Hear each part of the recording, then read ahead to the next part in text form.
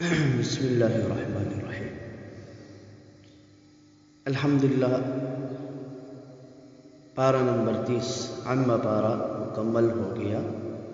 تو انشاءاللہ ابھی ہم سورۃ البقرہ سے پڑھنا شروع کریں گے، اور میں نے ذکر کیا تھا پچھلے سبق میں کہ ہم روزانہ 2-3 آیات یعنی 4-5 لائنیں پڑھیں گے، اس سے زیادہ نہیں، لیکن احکام کو سمجھتے ہوئے کہ تجوید کا کون سا حکم ہے، اظہار، اخفاء، ادغام، اقلاب، مد کی کون سی قسم ہے، مد واجب ہے، مد لازم ہے، مد جائز منفصل ہے، تو یہ ساری چیزیں سیکھتے ہوئے انشاءاللہ ہم تھوڑا تھوڑا کر کے پڑھیں گے اور ساتھ میں ترجمہ بھی پڑھیں گے۔ تو آج کا یہ ہمارا سبق ہے سبق نمبر 42۔ عامہ پارہ جو مکمل ہوا اس میں ٹوٹل 41 اسباق ہیں جو یوٹیوب چینل قرآن.teaching 2020 کے اوپر موجود ہے۔ سورۃ البقرہ یہ مدنی صورت ہے۔ اس سورہ مبارکہ میں 286 آیات ہیں اور اس میں 40 رکوع ہیں۔ اس میں کتنے رکوع ہیں جی؟ 40 رکوع۔ تو آئیے پڑھتے ہیں۔ اعوذ باللہ من الشیطان الرجیم، بسم اللہ الرحمن الرحیم۔ میں ساتھ ساتھ حکم بھی بتاتا جاؤں گا، ایک ایک آیت پڑھیں گے اور ساتھ ساتھ حکم پڑھیں۔ الف لام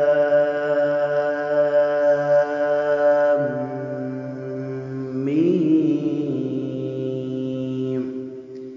یہ میم کے اوپر جو مد ہے یہ مد لازم ہے، 6 حرکات کی مقدار اس کو لمبا کر کے پڑھنا ہے، اور میم مشدد ہے تو غنہ بھی ہوگا۔ الف لام میم، ذالک الکتاب لا ریب فیہ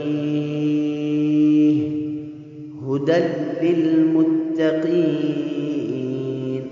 ھدی میں جو حکم ہے وہ ادغام بغیر غنہ کے ہے، تنوین ہے اور تنوین کے بعد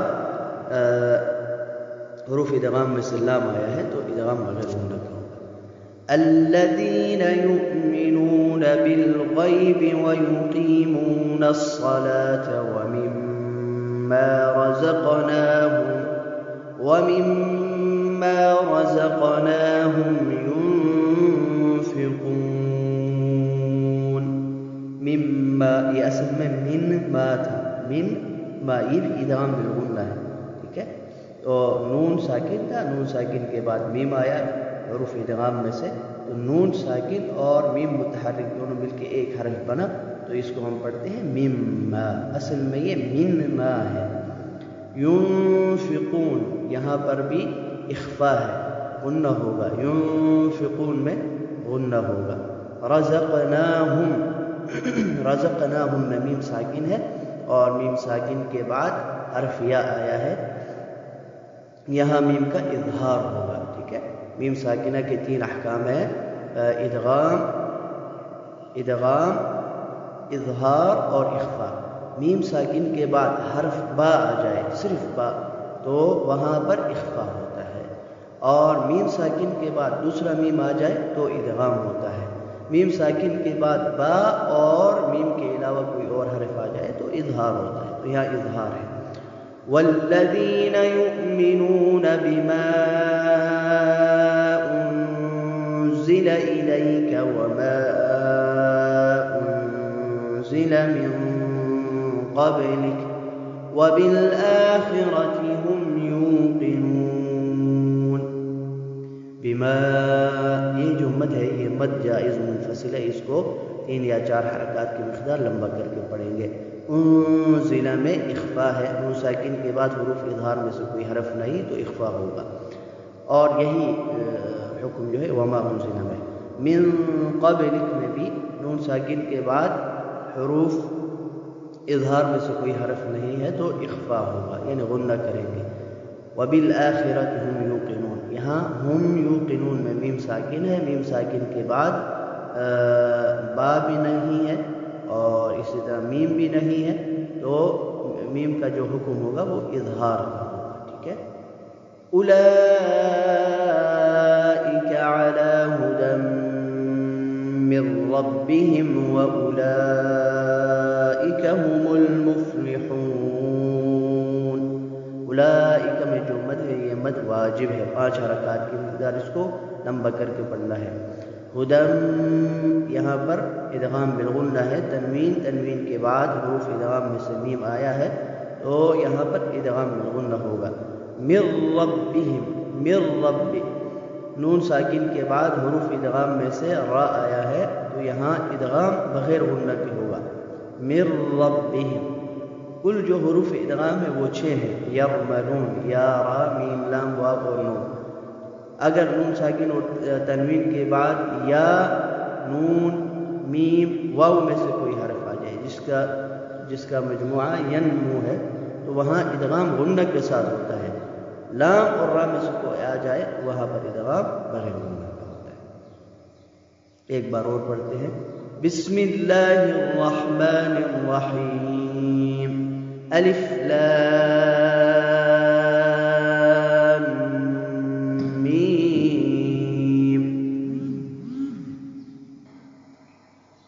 ذلك الكتاب لا ريب فيه هدى للمتقين الذين يؤمنون بالغيب ويقيمون الصلاة ومما رزقناهم ينفقون والذين يؤمنون بما أنزل إليك وما أنزل من قبلك وبالآخرة هم يوقنون أولئك على هدى من ربهم وأولئك هم المفلحون.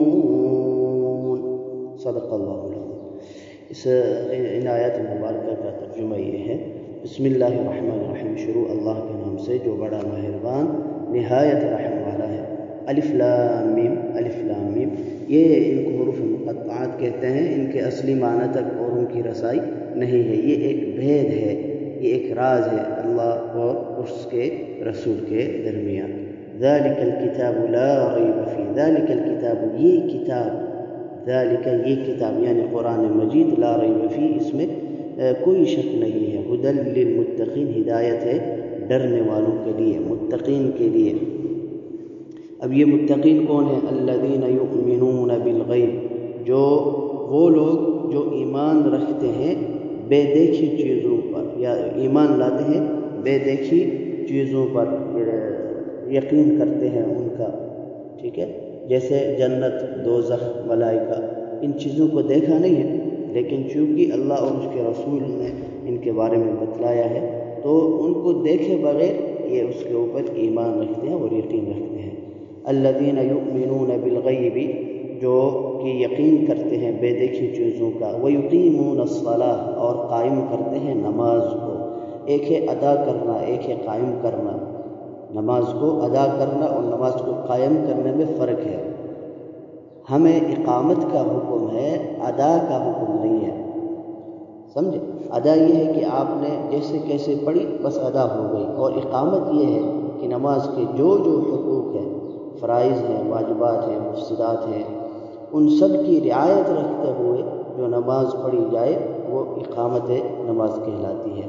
تو یہاں بھی اللہ نے کیا فرمایا؟ وَيُقِيمُونَ الصَّلَاةَ، نماز کو قائم کرتے ہیں. وَمِمَّا رَزَقْنَاهُمْ يُنْفِقُونَ، اور جو کچھ ہم نے انہیں دیا ہے اس میں سے وہ خرچ کرتے ہیں. تمام طاعتوں کی جو اصل ہے، تمام طاعتوں کی اصل 3 ہے. نمبر 1 جو باتیں دل سے تعلق رکھتی ہیں. نمبر 2 جو بدن سے تعلق رکھتی ہیں. نمبر 3 جو مال سے تعلق رکھتی ہیں. اس آیت مبارکہ میں الذین یؤمنون بالغیب ویقیمون الصلاۃ ومما رزقناہم ینفقون، اس میں ہر 3 اصول کو ترتیب وار اللہ رب العزت نے بیان فرمایا. والذین یؤمنون، اور وہ لوگ جو ایمان لائے، یؤمنون جو ایمان لائے، بما اس پر، انزل الیک کہ جو کچھ نازل ہوا تیری طرف، یعنی حضرت نبی کریم حضرت محمد مصطفیٰ صلی اللہ علیہ وسلم کی طرف، آپ صلی اللہ علیہ وسلم کی طرف کیا اتاری گئی ہے؟ قرآن مجید، کتاب قرآن مجید۔